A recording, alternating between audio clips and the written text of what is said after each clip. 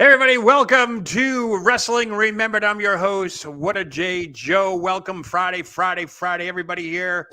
The chat is already booming. I can't believe it. Happy Friday again. I keep saying it. I don't know why. But anyways, I am joined by my esteemed colleagues who all of a sudden we reversed order when I took you guys out and put you back in. So you messed me all up. So I'll go right around the horn here. First up, we got the president of Thursday night. He's the man, the myth, the legend. You name him. Here he is, Mr. Phil DeCesare. TGIF, baby. Good to see everybody here. Great to be a part of the show. Awesome. Then right below him, he is the Thursday Night Delight. He is the two-time, 2 weeks in a row. That's right. Back-to-back, the 30 champion. Going for the three-peat. The player, the poet laureate of the 32. The player is back. I'd like to thank all my beautiful friends all over the country for all the beautiful vibrations. I'm still wanting to see if somebody can come figure out where I came up with that from. Okay, what's up? We could see the lava lamp last night. Don't forget, he's also the poet laureate of the 30. Yeah, I said I always do a little It's the opening of a song that came out in 1968. I gotcha. Oh, I got to think. I have to. I don't remember. I think Phil was the lead singer of that band, so I'm surprised you haven't come up with it yet. What was it again, Benny? Can you say it again? I'll tell you, actually. It was the Sir Mendocino by the Sir Douglas Quintet. Oh my. Great song. All right. Song. That's so obscure. I love it. Moving on, finally, my last esteemed colleague, and I use that word very loosely. He is the most crooked referee in the history of the 30. Here he is. The referee, Bruce ESO. Welcome, Bruce. What's happening? What's going on, guys? How's it going tonight? And don't worry, Joe. I'll let that slide. I won't deduct any points because I know how badly that hurt you last night. I mean, it kept you out of going into the next round. I was mathematically eliminated after the first question. There was no way I could come back from that. I mean, that -3 really put you in a hole. What I should have done was just started throwing in sound bites and just messing with everybody's audio and stuff like that. That's the only way. I should have got really crooked at the end, but oh well. Seems like the internet had some issues with Dan too, so Dan kind of got pummeled at the end there as well. And right. Yeah, definitely. So. Hang on one second, guys. I gotta go fix my antenna. It just fell off the back of the antenna. We have antenna problems on Friday. I didn't know we still have antennas in this world. Usually I'm not on Wi-Fi. Really? Usually I'm hardwired in, but tonight I'm on Wi-Fi, so I've got the extension there. Absolutely hate that. All right, folks, we have a lively chat. Phil's already talking about the nude bowling event next week. I had to find out if Maria knows anything about it. Don't give it away. You got to tune into What a Day next week. I got the name for pins is wood, so I guess it does fit. So we're doing things a little bit different tonight. I thought we'd shake things up, change it up. Instead of throwing a topic out there, I thought maybe the people in the chat, your fans, you guys, we can just have what we call, the old-fashioned open forum. We'll just talk about things wrestling related. I hope we can keep it at that, but I'm already seeing the nude bowling event comment. So, what was the first one there, Benny, that you mentioned earlier? First time wrestlers we've met? The first time any of us ever met a wrestler. Oh, wow. Okay. All right. Who wants to lead off with that one? Go ahead. I'm gonna do my story if I could. I mean, not necessarily the first time, but definitely the best time is when I had dinner with Bruno Sammartino at Rico's Italian Restaurant in Pittsburgh, the North Hills, I think it was December 16th, 2017, which was 4 months before he passed away. And I was sitting about 10 feet away from him. Across the table was Carol, his wife. Sitting right next to me to my right was Dominic DiNucci. Oh, wow. And at the end of the table was Donnie Iris. So anybody who's a rock fan knows who Donnie Iris is. Yeah. Love is Like a Rock, Aaliyah. Oh, Leah, yeah. What a night. Oh, yeah. I think there was probably about 20 people there. I guarantee we consumed at least like 37 bottles of wine. I can only imagine what the bill was. And when I took my Amex card out, somebody at the server said, "No, it's already taken care of." And I said, "Okay." So Donnie Iris was hanging out with Bruno and you guys? Donnie Iris was at the end of the table. Wow. He's a Pittsburgh guy. And at the end of the dinner, I was hanging out with him and his girlfriend. And I was lamenting how the Yankees should have won that 1960 World Series. We outscored them 60-27, but we still lost in 7 games. Oh, my God. Unbelievable. Phil, what about you? First time meeting a wrestler? My life that didn't involve a hooker. Well, somebody paid the price, that's for sure. And then I went nude bowling. No, I didn't do that.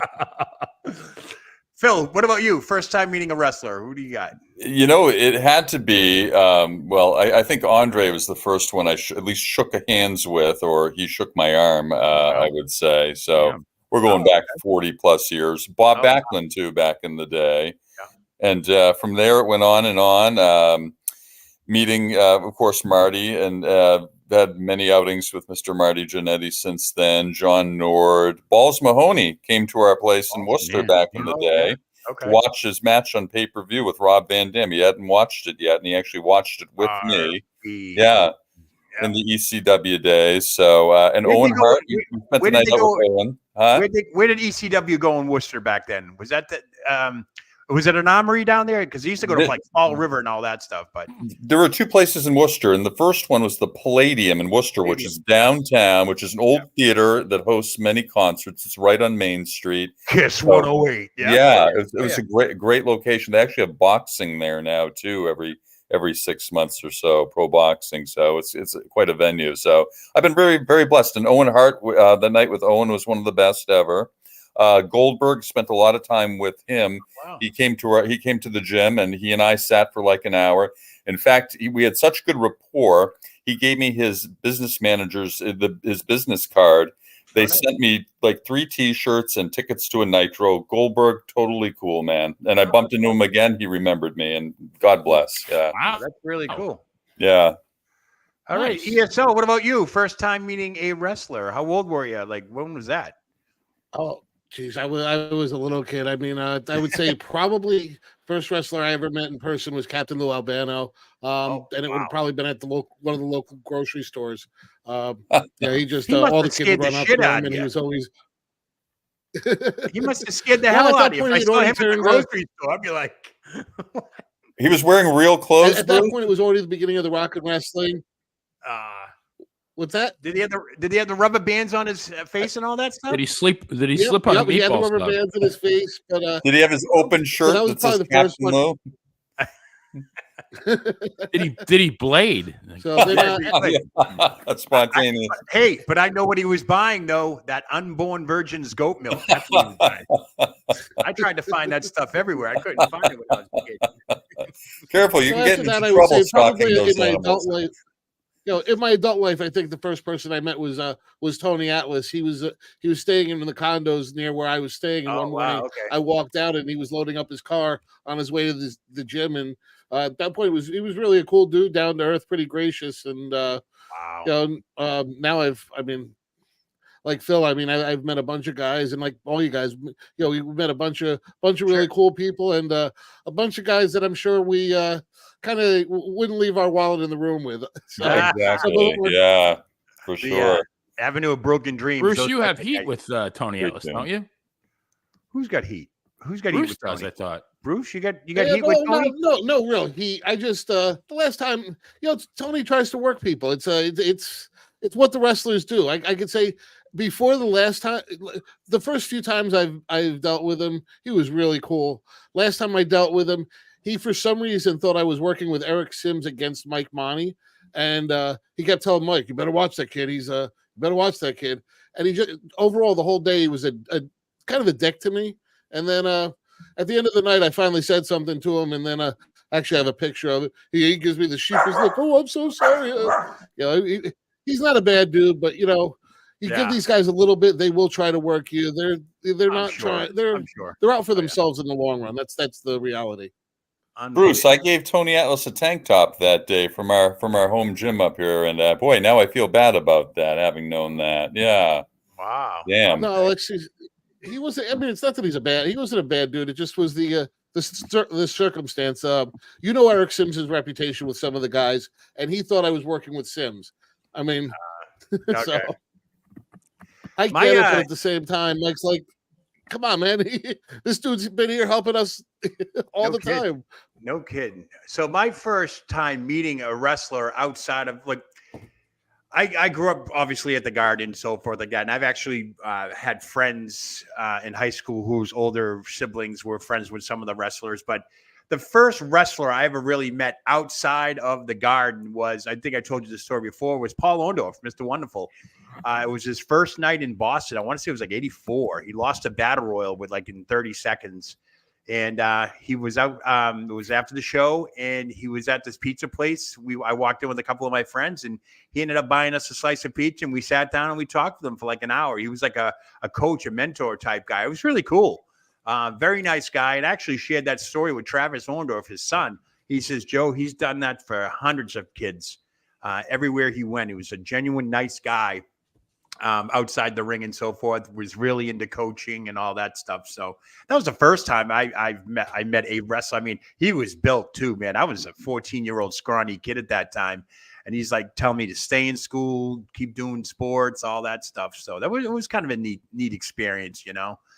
But other than that, I mean, we've been around wrestlers in the industry over the years and so forth. So it's been crazy. I did meet Cyndi Lauper in Providence, though, Rhode Island, back in '86. I was with some friends, and we were backstage, and that's when Gorilla Monsoon was running the show back then. Oh, cool. Oh, yeah. That was the good old days. But, yeah. By the way, I did put in the chat that nude event, the bowling event is called Balls Out. That's the night out. Balls Out. So, Balls Out. Yeah, I got to tell you. So anybody else? All right. You got a Katie Vick thing, player, don't you? You got something coming up with Katie Vick? Well, I wrote and it was really funny because, you know, I write for Pro Wrestling Stories. And for whatever reason, I normally do stories about, you know, old school wrestlers. Right. That's like 95% of the stories that I've written. But for whatever reason, I thought, you know what? I think if I wrote about the Katie Vick incident, I think it would go viral. And I pitched JP Zarka, who's the editor, I call him my ambassador, Quan. And at first he didn't want to do it. And I thought, you know what? I said, this is going to be like an Enquirer, you know, like the National Enquirer, you know, when you see it when you're online at the grocery store and you see that Lee Harvey Oswald and JFK are still alive, you know, in an incubator somewhere. And I think what's the Bat Boy? I said, I think this is going to it's going to take off. So eventually he caved in. So I wrote a story about it, but I think that was in 2003. I'd be curious to, you know, as far as you guys or anybody in the chat room, what you thought about it. But like, I was so disgusted that night. I don't think I turned wrestling on for about 2 more years. Well, let's get reintroduced to that sickness. How about that, huh? What about that? The Katie Vick storyline. Oh my God. Did this really happen? I don't think I watched it live. I do recall seeing it on videos later on, but did he really mount this mannequin in the casket? It was Triple H dressed as Kane, who actually went into the casket. Okay. Oh, and had allegedly had sex with the corpse of Katie Vick, and he grabbed some stuff that looked like some kind of goop, and he said, "I blanked her brains out." And it was like, it was just like I was so disgusted. He pulled the mannequin's underwear off. If you look at the upper right corner, he's holding the mannequin's underwear, and then he mounts her, or whatever it is. But like, I could not believe that was an actual storyline. That is just that is insane. Absolutely insane. I don't even know. I mean, they've done a lot of things in bad taste. I thought the birth of the hand was something, but geez, that was Maria Davis is saying that was disgusting. Yeah, it was, and Playmate Beth Harper, it was nasty. Like I said, I did not watch wrestling for at least 2 years after that. I don't understand what the storyline was all about. I mean, I just don't get it. Like, why would it have to entail that? Like, well, apparently, this was like Triple H and Kane were feuding. Right. And Triple H was bringing up the fact that I guess that Kane took Katie Vick out to a party, and then they were drinking, and he was drunk, and then he killed her. Oh, okay. Yeah. You know what? This is a way they were trying to bring in another wrestler. I don't know if he was I think he was in WCW, Scott Vick, who played Sick Boy, who was in Raven's Flock. Oh, okay. So they wanted to somehow bring him into the picture to kind of tangle with Triple H or with Kane. Yeah. But I guess he was really awful in all the tryouts and everything. So they never used him. So they basically did this whole skit, for naught, I think. Oh, nice. But yeah, that was the whole idea. And you know what's interesting? This was being filmed during an actual wake in another area of the funeral home. You know, things are partitioned off, so they actually shot this thing while another wake was going on. So I can only imagine what those people were hearing, you know, on the other end of the partition. That just makes no sense to me at all. I don't know. That's crazy. Absolutely crazy. All right, so we got some people in the chat here. I got a giant I told you so with JP, because normally one of these stories has between 5,000 and 10,000 views, reads. Mine is at the Katie Vick story is at 190,000 reads. Views. Good for you. That's awesome. Yeah, a lot of necrophiliac. Yeah, it just shows, you know, people. You write about pulp, people will, you know, they'll flock to it. I guess so. So Foxhole William at Bob Backlund 83 at the Garden. Nice. Awesome. Garden. Which Garden? Which Garden? That's what I want to know. Which Garden? I think Boston. He's a mask guy. I'm pretty sure. Yep, that's what I thought. There's only one real garden. Oh, I know. I hear you. Beth Hopper met the Rock and Roll Express about 5 years ago. That's cool. Nice. That is very cool. Yes. Let me see. What do we got? We got some people in here. Of course, nude bowling's really taken off in the chat, so I guess everybody can't wait for What a Day on Wednesday. Let me see here. What else we got going on? All right. Centerville's going to have an influx of Monty and the Pharaoh fans. They're all coming. Nude bowling. I know. Here's a good topic. This is perfect for us. Thank you, Maria. I appreciate it. Barry Windham, Mike Rotunda going into the Hall of Fame, just announced this morning. Yeah. My immediate reaction was, wow, Mike Rotunda, a.k.a. Bray Wyatt's dad's going in. Barry Windham's already in there with the Four Horsemen. Does this give Bray Wyatt a platform, so to speak? Not that he doesn't need one. I you know me personally, I think Bray should have his own night by himself. But do you think that might be the big star this year, Bray Wyatt going in posthumously? What do you guys think? Anybody? All right. Well, first of all, I actually was a little surprised. I thought the U.S. Express was in the Hall of Fame, but only Barry Windham had been in.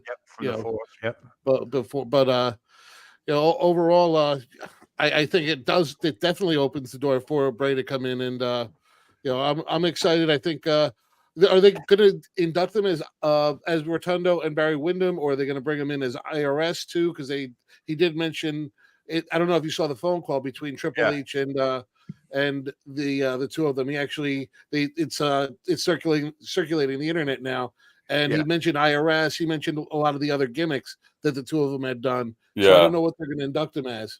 I think they're going in as the U.S. Express. What else can they be? I mean, that was pre-IRS days and all that stuff. Yeah, so. Wyndham became the Widowmaker, I think, and was he also something called the Night Stalker? Stalker, that's what it was. And all the camo, right? Camouflage and all. That was horrible. Yeah.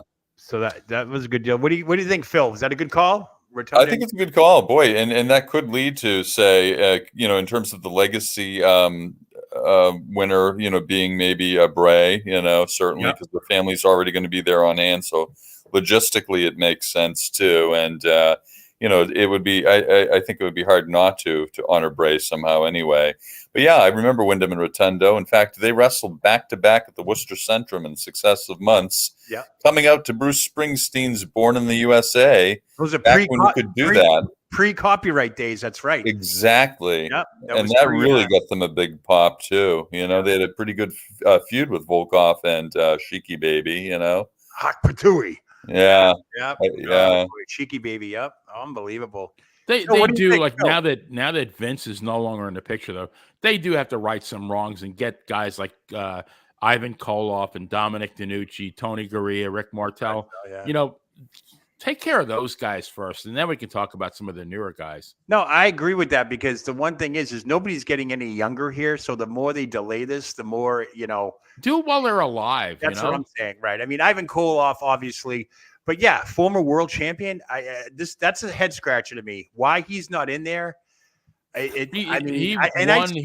won the equivalent of the World Heavyweight Championship in the WWA Bruises territory, and then he won the same thing in Montreal. Besides winning the WWF, I mean, the guy has like more gold than Fort Knox. Yeah. It's a shame he had to pass away and not get that honor.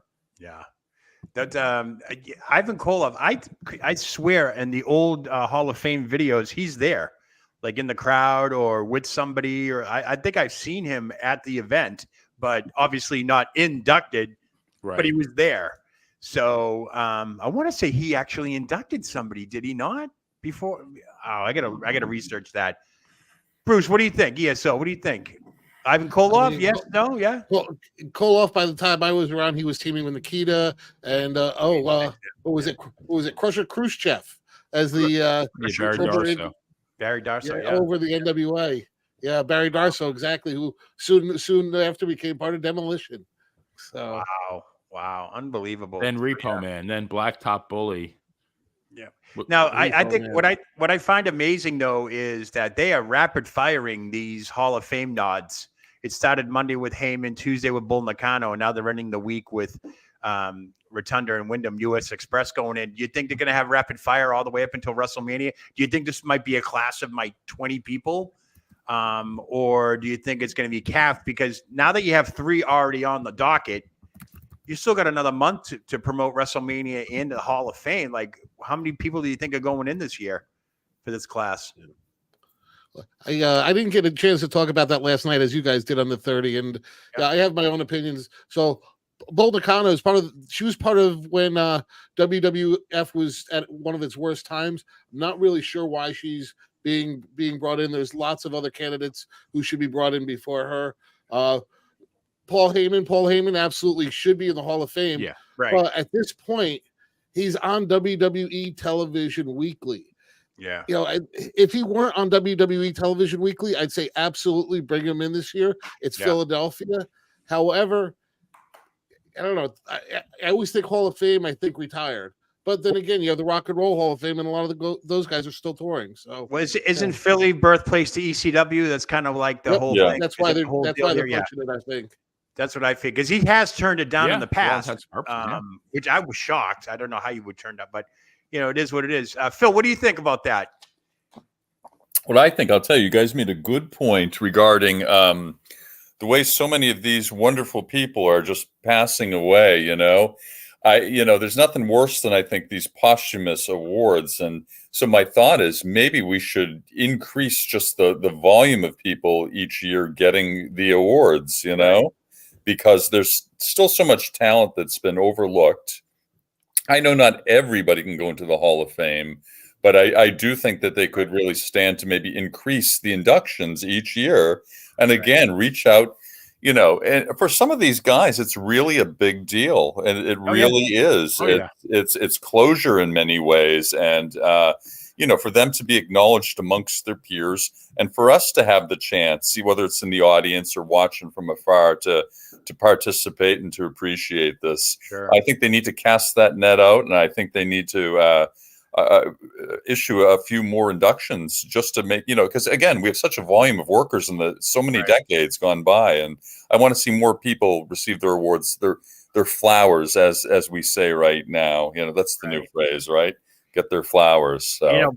Part of the Hall of Fame award ceremonies, obviously it's a newer award, the Warrior Award, that's presented every year. Dana Warrior does it. She got laid off last year. She got fired. What do you bring her back for one? Like, how does that leave like a certain, I hate to say it, black eye over that award when you fire the wife of the person who's named after, who presented that award? I mean, she's going to come out. Is it a one night deal?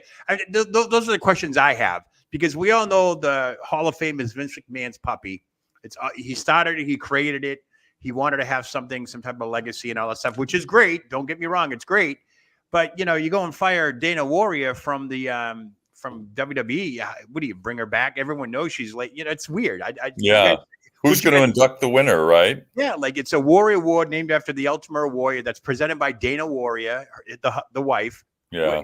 You bring her back for one. Like, I just find it very, very strange that they would do that. I mean, I don't know. Bruce, what do you think? 1 second. What are you, gambling? No, I was typing into something else. Checking his bank account after last night. Checking the bribes. Yeah. Nice jacket you got. Exactly, I noticed like every week his wardrobe gets nicer and nicer. Got to pay attention to the details. Absolutely. Well, hey guys, listen, one of the other things I wanted to bring up was somebody who I really think should be brought into the Hall of Fame this year, and that's Haku, King Tonga. Oh yeah. Oh hell yeah. Yeah.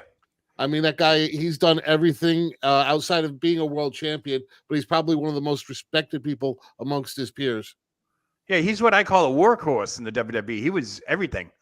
He was always at all the house shows. He was always on TV. He had a great run. I think he worked behind the scenes. Is he related to The Rock? Toma, right? The Islanders. Is he related to The Rock at all? I thought The Rock always called him his cousin or something. Or is that just honorary, Joe? Honorary, it's more honorary. Yeah. But isn't he the father of this new guy, Tama Tonga? Yep. Oh, just signed my WWE. He's the stepfather. Oh wow. Okay. Oh wow. Okay. Adopted father, I think, or adoptive father, I think. But yeah, I think so. Yeah. All right, guys. Plus, he's a world-class nose biter, so I think that he should get inducted just for that. Nice. John Will's in the house. John Will, we're going to go to a commercial break real quick. Cool. But I'm asking everybody in the chat, start throwing some subjects at us. We don't want to keep. This is your forum tonight. This is an open forum. We can talk about whatever. We'll save the nude bowling for Wednesday night with What a Day. Yeah. Let's pay some bills. Let's pay some bills. I'll be right back. And APB, American Protection Bureau, voted #1 best on Long Island for all your security needs. Call 631-390-9050. That's 631-390-9050. APB.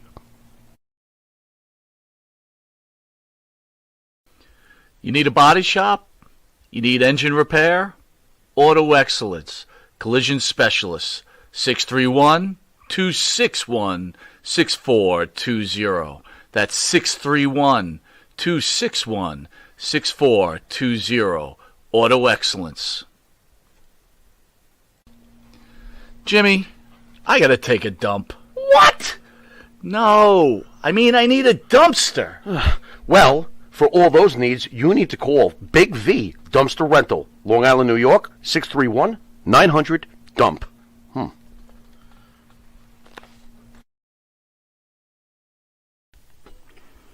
Elm Logistics, for all your logistic needs, call 631-299-3595. That's 631-299-3595. Elm Global Logistics, pride, performance, and partnerships.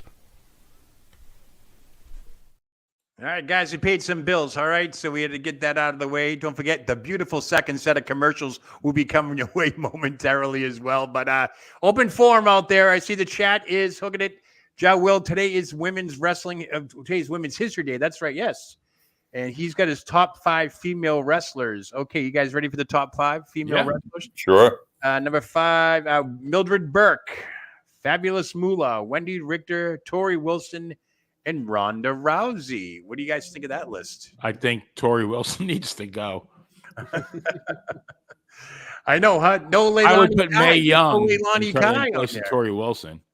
My God, Mildred Burke, though, yeah, obviously, she was one of the founding mothers of wrestling there as well. Wendy Richter, definitely, right? Oh yeah, Hall of Famer. Which again, I hate to bring up the Hall of Fame. Top 5 Wendy Richter. How the hell is Cyndi Lauper not in the Hall of Fame? I'm still scratching my head over that. I just don't get it, but whatever. So would Wendy Richter be in your top 5 women's wrestlers, though? Especially with the women that are out there nowadays. There's some really, really talented women in the last 10 years. I mean, you can't forget Trish Stratus. You got to put her in there. Yeah. Well, I mean, when you say top 5, sometimes I get generational on that. Your top 5 might be different from my top 5, that type of thing. That's like the PWI 500 that comes out every year. Yeah. Everybody wants to be in the PWI 500, but yet there's 10,000 wrestlers throughout the U.S. And I could have saw this great match a week ago that could have been match of the year, but obviously not going to make the list. So to me, that's like a generational thing. Obviously, Foxhole Willie, Velvet McIntyre. What about Jumpin' Tom Angels? They were something tag women, you know? How about Luna Vachon? Luna. Yeah, exactly. She was a wrestler. Lita, Medusa Michelli. There you go. Yeah, Medusa, Lita. China. Yeah. China. Absolutely. Yeah. You know, Mildred Burke, before she gave birth to that hand, I mean, she was great for years. And you look at the women of today, all of them are going to go down as some of the greatest women wrestlers ever, just because of the what they're able to perform now. Well, it's a whole different ball game. Right. Yeah, I mean, Tori Wilson, no offense, Tori Wilson is eye candy. Tori Wilson should not be on that list. Yeah, I think Tori Wilson, that was the Attitude Era, all that. That's like Sable. That's like putting Sable up there and Sunny and all that Kelly stuff. Kelly. Yeah. What about the girls of today, the women of today? Some of them, it's like, I don't know, they're trying to manufacture these stars. You know, some are gifted athletes. Don't get me wrong, Tiffany Stratton being on the U.S. gymnastics team.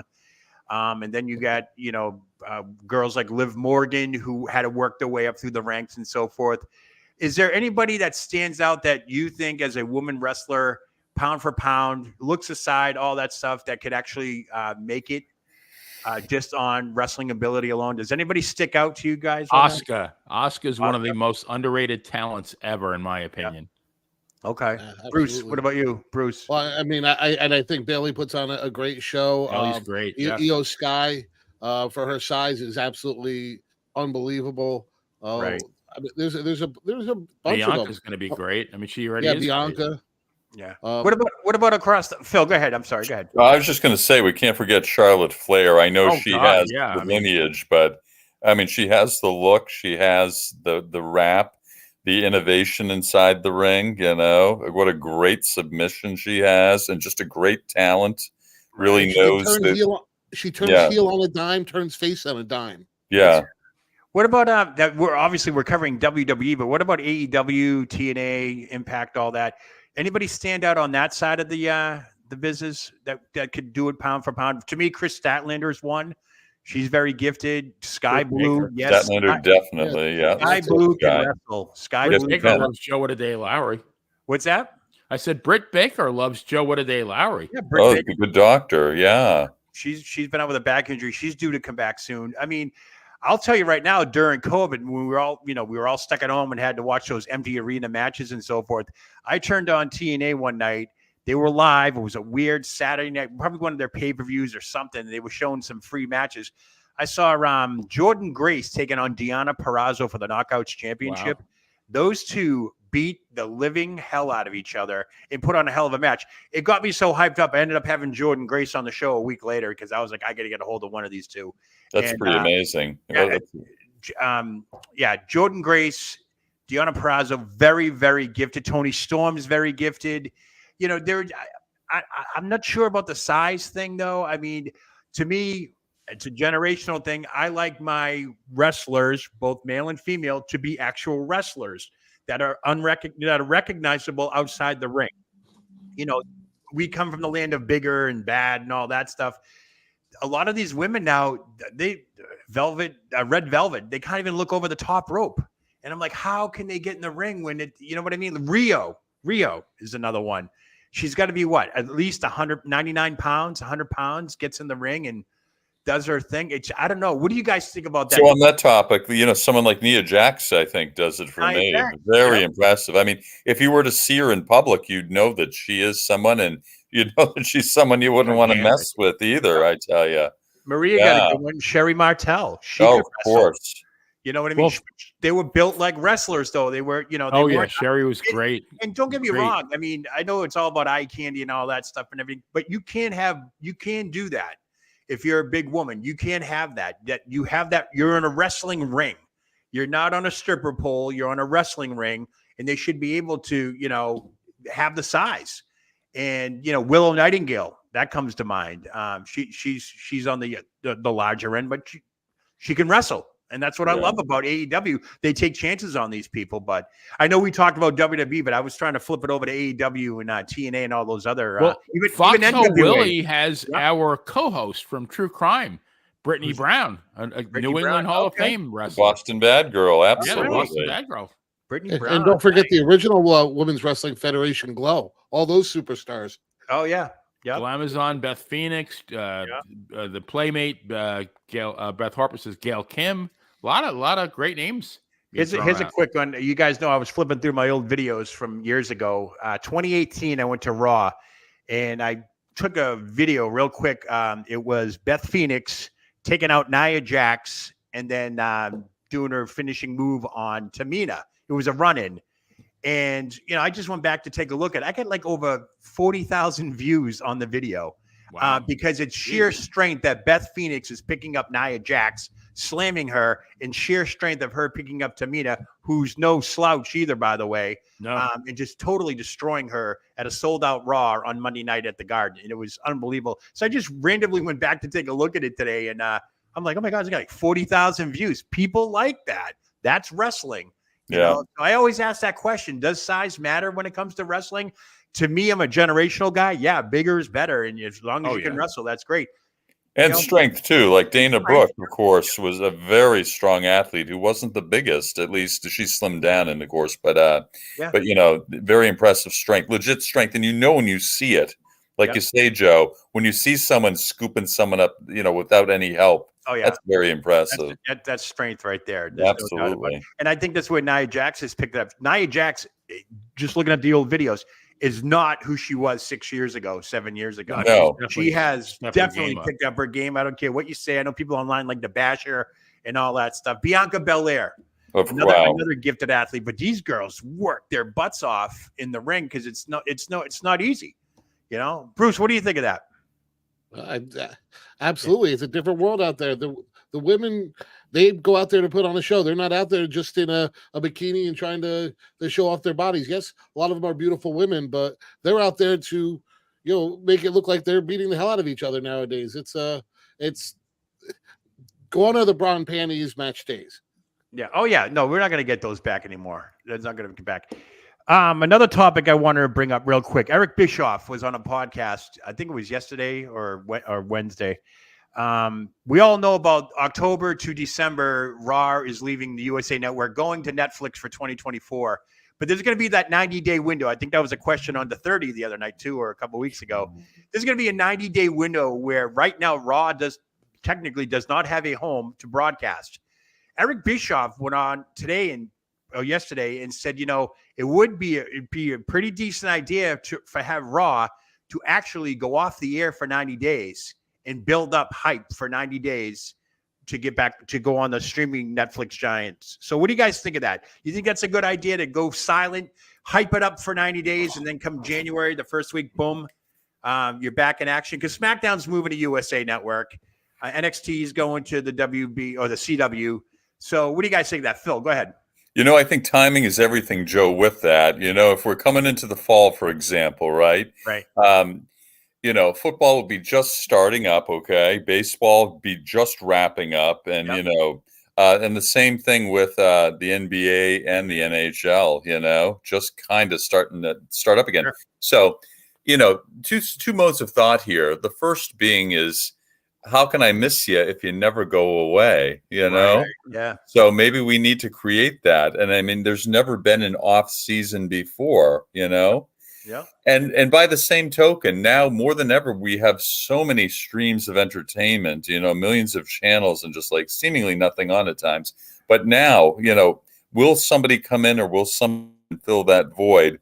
Right. I'd say no, nothing will. Okay. Sure. This is how habituated, that's a great word, have we all become to parking our asses in front of the TV Monday, or at the very least setting up to record Monday. Right. Exactly. And now Wednesday, and now even Friday. It's on in the background right now, Yeah, I hear you.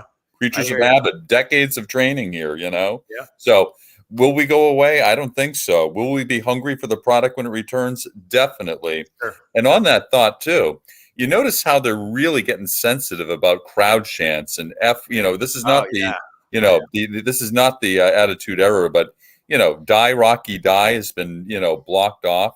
I don't buy that. I don't buy it. But we used to have close up of signs in 1996 and 97 of Die Rocky Die, and the announcers would be talking about it and everything. I think they're doing this on purpose. What's that? Could you imagine if they confiscated every suck it sign back in the 90s? Oh, God. Yeah. Everybody brought a sign. It was to the point where it was ridiculous. It was amazing. And then talk about total freedom and talk about no censorship and just the freedom to express yourself and be part of it. And actually the fans were so instrumental in guiding, I think, the product back then too.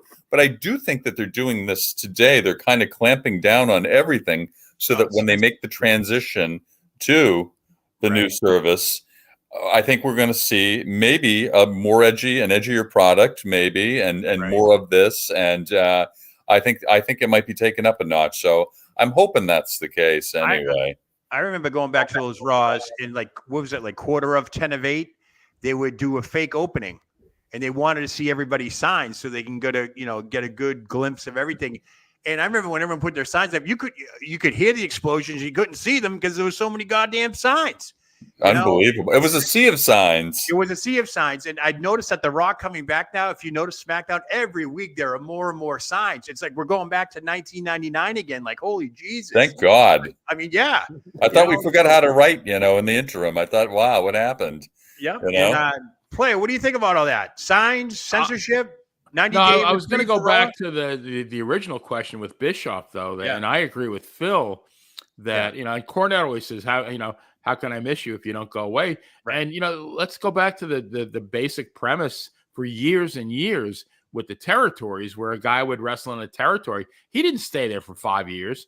He might stay there for 9 months, 6 months. As long as he was hot.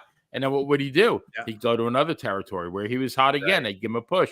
And he'd do that. And, maybe in 3 years, he'd go back to the original territory. But, you got guys like, Randy Orton. I mean, all these guys, we see these guys for like years at a time. And, I mean, how many times can you reinvent yourself? That's I mean, certainly 3 months would not be a bad thing if they were off the air. Right. Because you got to understand now that Raw is the number one, what is it? Most consecutive episodic television. They're on every week. They've been on every week since '94 and all that stuff. Longest running. 93, January 93. So now you're going to streaming Netflix. You're no longer on television. You're no longer on TV. So, why not take those 90 days? The day of social media is here, folks. You can kill 90 days off in like no time. And trust me, the WWE just reached 100 million subscribers on YouTube. All you have to do is put some temporary programming out there for 90 days. So I like the idea. No one's going to miss Raw. Right now, the ratings are just horrible. Then they keep going down. There's nobody moving the needle. There hasn't been anybody moving the needle for quite some time. So for me, I wouldn't mind seeing a 90-day reprieve. If that's the case, and hype it up, we're going to. I'm sure the WWE can come up with very creative ways to get everybody to get over to Netflix and be ready for January, whatever that first Monday in January is when they go live on. I think it might actually be a really good thing. I think it would to go away for a couple of months because you're no longer on that TV. You're not on that root television. You're no longer the longest episodic TV show. You got the record. That's it. There's no more records to be broken. And, and then there's the flip side of that, because we were talking about fall and football. Nick Khan has said, and Ari Emanuel says they may look, not saying it will happen now, but they are looking at chances of moving Raw to another night. Now that it's on a streaming service, not like it does. We all stream now, but if it's going to be on Netflix and it's going to be an on-demand 24/7, maybe Monday night's not such a great thing. If you're still going to keep it at 3 hours, maybe Monday night's not a good idea to keep running if you go into a new network and all that stuff. So I would definitely, maybe switch nights, maybe Tuesday nights. I don't know. It all depends. But so that's a good one. The chat is very lively. I'm sorry I'm missing out on this. We got good stuff here. Best microphone men, Dusty, Flair, Ernie the Cat Ladd, the Masked Superstar, Bobby Heenan, and The Rock. That's Will. That's a good one. Absolutely. Another topic: the 5 best non-luchador masked men. We got the Masked Superstar, Mr. Wrestling, the Assassins, Doom the Original, the Spoiler, and the Destroyer. And the Super Destroyer too. Wasn't it Mr. Wrestling 2 as well? There's Mr. Wrestling 2. Because Tim Woods was Mr. Wrestling. He's the one that made Jimmy Carter, 1, right? Yeah, exactly. 2 was Johnny Walker. 1 was Tim Woods. Yeah, exactly. Rubberman Johnny Walker, number 2. That was the first time I was like, oh my God, a wrestler's meeting a president. He met Jimmy Carter. I was like, what? Yeah, J.A. Will loves to. What? Yeah, indeed. It was Jimmy Carter's mother's favorite wrestler. So it was Jimmy's mother, President Carter's mother, who really loved too. All right, folks, we're going to take one more last quick break, but everybody hold their seats. People in the chat, we'll be right back. I want to see some more topics. Keep them coming. We'll be right back. Hold your water. The Monty and the Pharaoh Show is brought to you by... Because wine is your second favorite four-letter word. California wine, New York attitude. Good fucking wine. Yeah. Tired of that same old breakfast, lunch, and dinner? Same old tasting scrambled eggs, burger, that dinner steak, ribs, or pork chops? Why not add a little bit of spice or just a touch of heat to make the difference? Change that scrambled egg with a little bit of Johnny Fabulous's John Cena Sr.'s $1 Million Jalapeno Hot Sauce. Great on burgers, steaks, chops, and those barbecued ribs. And Nitro's Garage for all your automotive needs. Call 646-675-2349. That's 646-675-2349. For all your automotive needs, Nitro's Garage. Ask for Jack.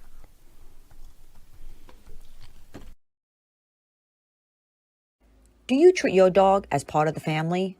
Well, so do we. So why not celebrate your pup's birthday with the ultimate party box?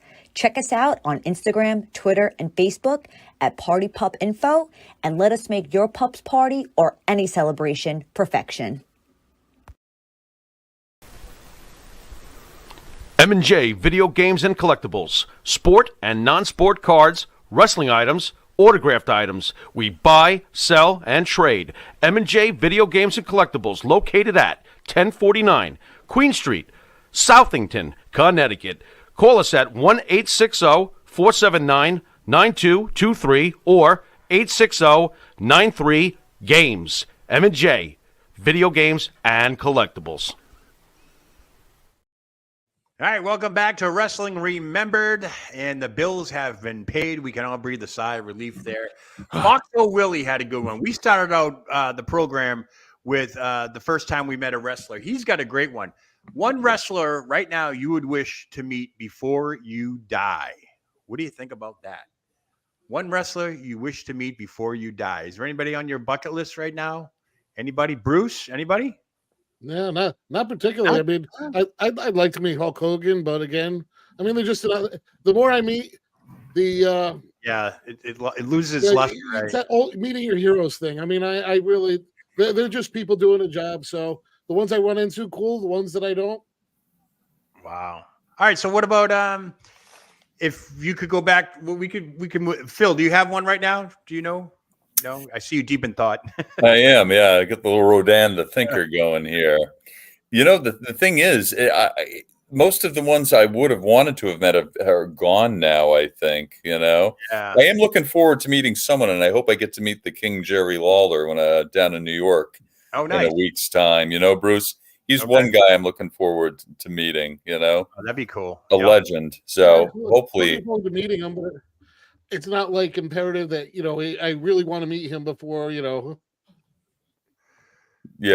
Player, who do you got? Who would you like to? Is there anybody? Well, I mean, when I was 14, I said there were two people that I wanted to meet in my life. One was Bruno, and the other one was Gary Puckett from Gary Puckett in the Union Gap. He's not a wrestler. I actually got to meet both. I had dinner with Bruno, and I was working at a home show at the Tampa Convention Center, and I see this guy walking down the aisle. Thinking, man, that guy looks familiar. I wasn't sure who it was, and I thought, holy shit, that's Gary Puckett. So I left my booth, and I walked up to him and said, "You're Gary Puckett, aren't you?" And he was genuinely, thrilled that somebody recognized him. We chatted for about 10 or 15 minutes. So, I mean, both of the people I wanted to meet were absolutely phenomenal. I would like to have a chat with Bob Backlund, though. Yeah. I've met him, and he's great. Yeah. Bob Backlund. Now, to me, I mean, is there a wrestler today that I would like to meet right now? I would say probably not, only because like Bruce, Phil, everybody else that's on the channel, we've met our share of wrestlers, and it does lose its luster, so to speak. I understand where you're coming from. But I could probably rephrase the question, like if there was any wrestler that I would like to meet, dead or alive, or talent, to me, I would do anything. I don't know why this sounds weird, but I would do anything to sit down across our conference room table and have a conversation with the dean of professional wrestling, Gordon Soley, because he is the guy that kept me going on Saturday nights and educated me on the sport of professional wrestling with the suplex and the sunset flips and all that stuff. I would gut wrench salto. Yep, I would just love to say. I mean, wrestlers are wrestlers. I get it. Like, yeah, I'd love to meet Hulk Hogan in his heyday. I've met Bob Backlund. You know, those are the guys. You know, I've met other wrestlers and so forth. But if I could go back in time and want to meet, I'd be Gordon Soley, and tied right under that would be Buddy Rogers, the Nature Boy. Oh yeah, I think he was the first real TV wrestler that had the looks. You know, he was, Gorgeous George type thing, but a little more updated, so to speak. But, ultimate showman. Yeah, you know what I mean? Because, it couldn't happen to a nicer guy. I mean, he said that comment on TV and all hell broke loose. And that was Bill Apter's favorite wrestler, I think. Yep, the Nature Boy, Buddy Rogers. Yeah, it was two Nature Boys at one time. Didn't they fight each other too, Flair and Rogers? I think in 1979. Yes. But like Buddy was like 61. Flair was about 30, so. Right. Which now, by today's standards, isn't that crazy? We just think of Sting at age 64. Right. Right. Yeah. Yeah. Unbelievable. The Stinger. That was something I wanted to bring up, though. I wanted to, and if, whoever's in the chat room, I really think that when Sting came into WWE, I forget what year it was, that he should have gone over Triple H in WrestleMania. I thought that was a horrible booking decision. Is that the one where he got hurt in that match? Did he hurt himself in that match? No, I don't think he did. I think he got hurt against Seth Rollins. Seth Rollins did it, yeah. Yeah, I think that whole Sting Triple H was NWO Horseman type thing. They didn't book that correctly. Yeah, that was a tough gig, and that could be the Vince McMahon effect too, because he was involved in all that. So, it's almost like Vince wanted to bring Sting in and then punish him for being the nemesis for so many years. You know what I mean, with WCW. Just to show that like you were the face of WCW. And, compared to us, you're really not anything. Yeah, you were the enemy, right? Yeah. So I don't know. You never know. Bruce, what do you think of that? Well, Sting was one of the most important things when it came to that initial WCW growth. Oh, yeah. I mean, he was on every wrestling cover. When he beat Ric Flair for the championship back in, what was that, 90? That was one of the biggest things. He was the most popular wrestler of the year that year. So, I mean, he was so relevant. And I don't think people realize how he was relevant for how long. It was, from the early 80s all the way on up till now. That's crazy. Yeah, I mentioned it last night under 30. The Sting and the Undertaker at WrestleMania. They need to have that match. I think that would just solidify every wrestling fan. From so many generations. Look at it at a generational aspect.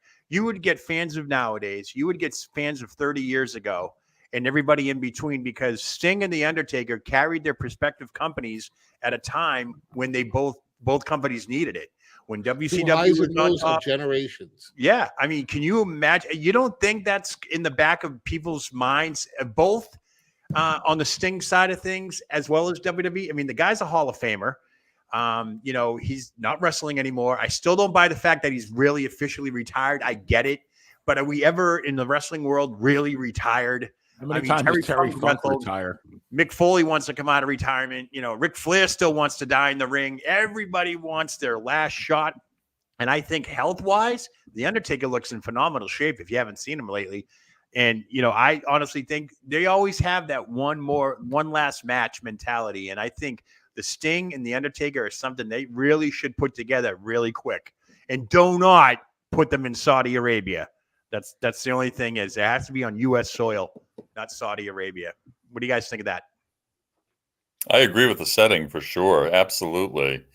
Maybe they should have it somewhere on the Mason-Dixon line, that great divider that used to, dividing the old traditional WWF Northeast and, of course, Mid-Atlantic WCW. That's a great idea. Where would you have it? Because now have it right somewhere in the border, the Mason-Dixon line, whatever major arena you could find right on, somewhere along that line. The only thing I majored in, I'm not good at high school. The only thing I majored in high school was gym, lunch, and girls. But I'll tell you, Minneapolis, Minnesota is rumored to have WrestleMania next year. Would that be a good neutral site, so to speak? Yeah, it would be AWA territory. Yeah. That would make a lot of sense. What kind of match would they have to have, though? What's that? What kind of match would they have to have? It would have to be some type of gimmick. Yeah, it would be. Well, yeah. Hell in a Cell. I don't know. And You're who gonna bring goes Hell in the over? Cell, then you could do Mankind's last match with it, right? If Wrap I them was all booking together. that, it'd have to be I Quit match. Who's gonna say I quit first? That you know what I mean? That's synonymous with both their legacies, right? I quit. You know what I mean? Undertaker never quit. Sting never quit. You know what I mean? I don't know. That's a good idea, Bruce. There you go. That may be a question for 30. Maybe Greg Gagne's the referee or something. The only reason I said Minneapolis because I have no idea where the hell the Mason-Dixon line is. Is that down south? Is that south? Yeah. I figured it'd be right. I'm sure JA, if we look in the chat, he might know. PA and Maryland, isn't it? What's that? Isn't it between Pennsylvania and Maryland? It very likely could be, Benny. I don't even remember. I remember knowing it once, perhaps. I would imagine they might have to do it in a warm weather setting, though. Those guys, WrestleMania is like March, April time zone, so you got to go to a warm weather setting or indoor setting at least. Yeah, I don't know. I think that'd be a good deal. I think the Sting and the Undertaker would be, because when you think about it, the Sting, actually, the Undertaker Goldberg fiasco in Saudi Arabia, even like Goldberg had a chance to come back from that a little bit. You know what I mean? I just think Sting, Undertaker, they could build that storyline, and half the match will just be entrances alone. Between the Undertaker and Sting's entrance right there, and you just have every generation of wrestler that was around sit all at ringside. Like it could be one. You could really book this really good if you could, if you really put your. I just can't see Sting coming back to get jobbed out though. No, I'm not saying there would be a clear winner. No one's going to have to have some kind of Yeah, I mean, I don't know. I mean, it depends on the booking, right? I don't know. Bruce, you're just full of so much energy tonight. I'm just reading through the chat here. Foxhole Willie says, what was your favorite animal used in wrestling? I got to go with Jake Roberts, the snake there. Oh, did you guys see that Sunday night? That was great on A&E. Yeah. Matilda. Ooh, Matilda. Oh, yeah. The dog for the British Bulldogs. Yeah, Matilda. Oh, what else was used? The gobbledygooker? No, that was...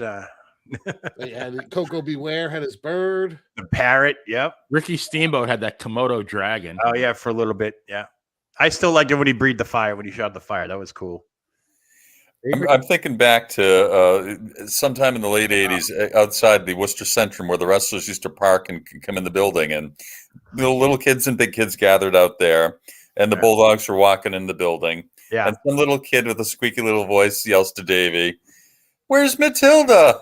And under his breath, he turns to Dynamite and says, "He's with your mother." Nice.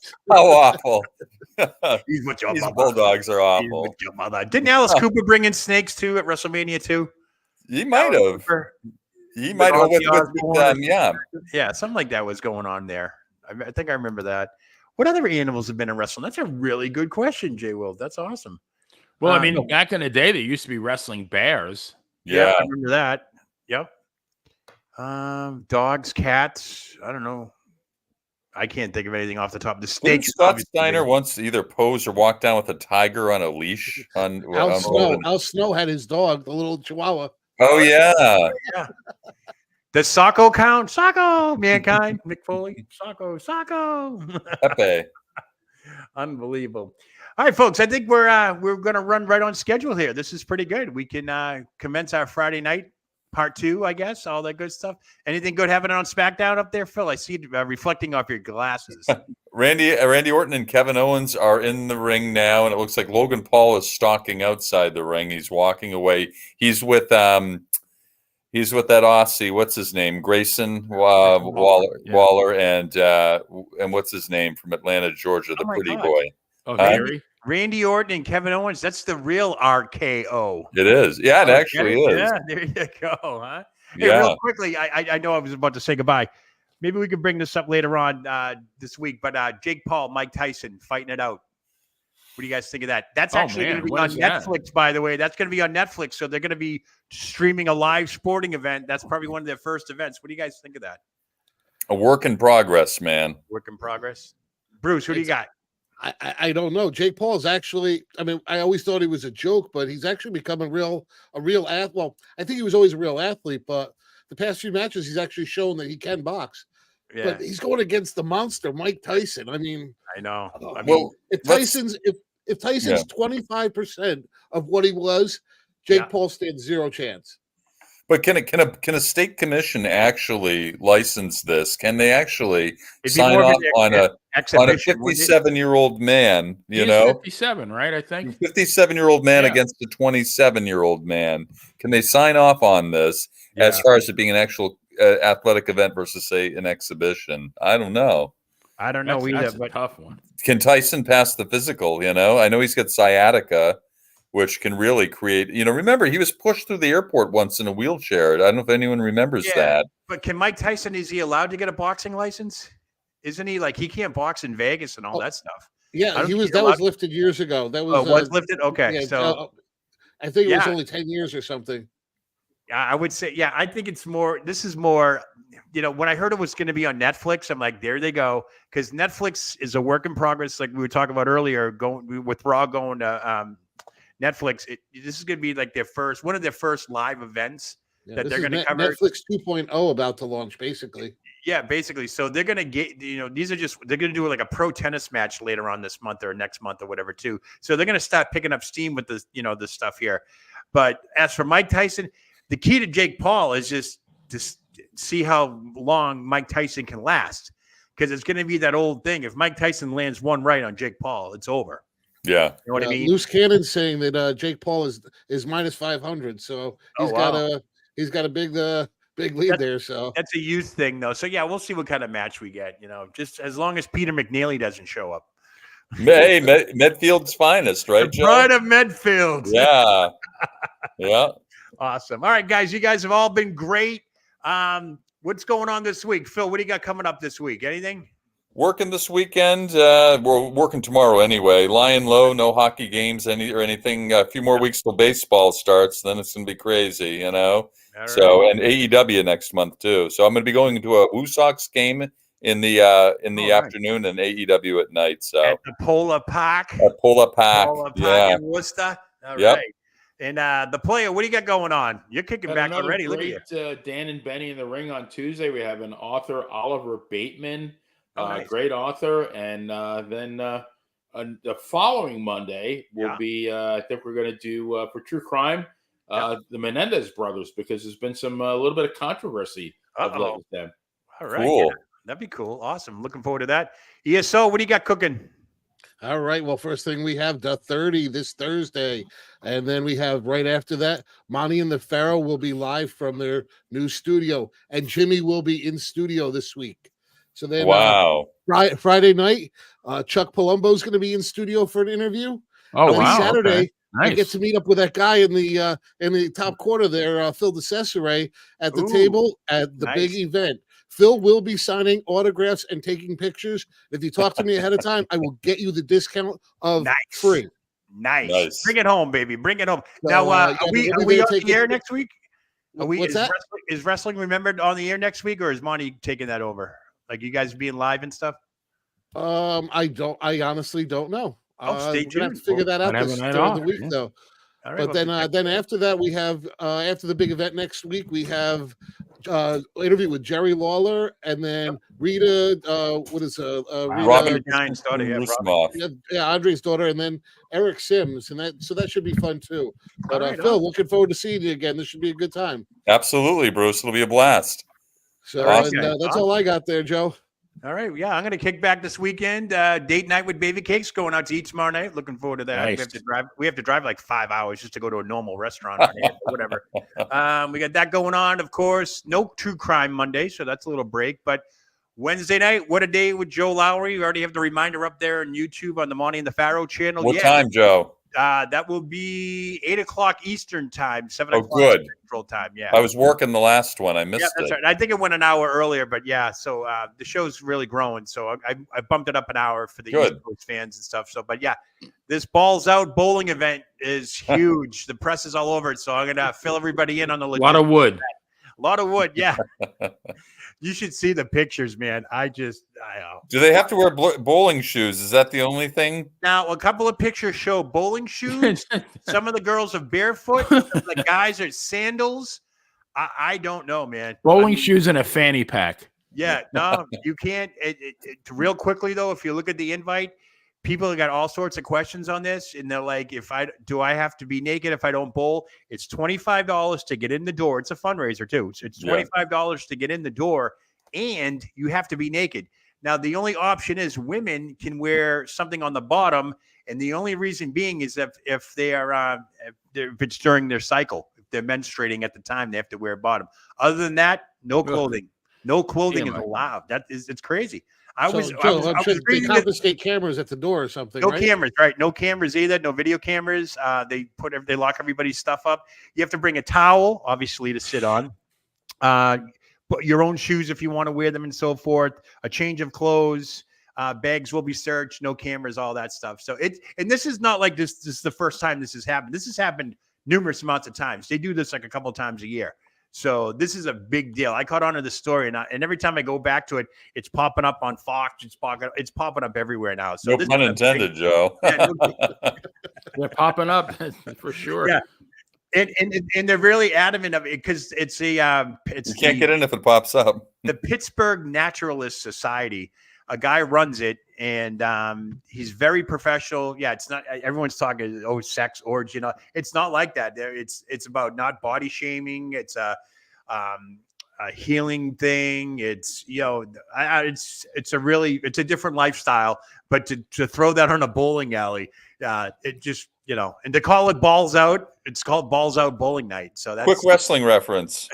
Do you know who was a part of that subculture? Who's part of that sort of thing? The late Missing Link. Oh, geez. The wrestler, the Missing Link. Oh, wow. He and his family lived in that sort of environment before. Yeah. Wow.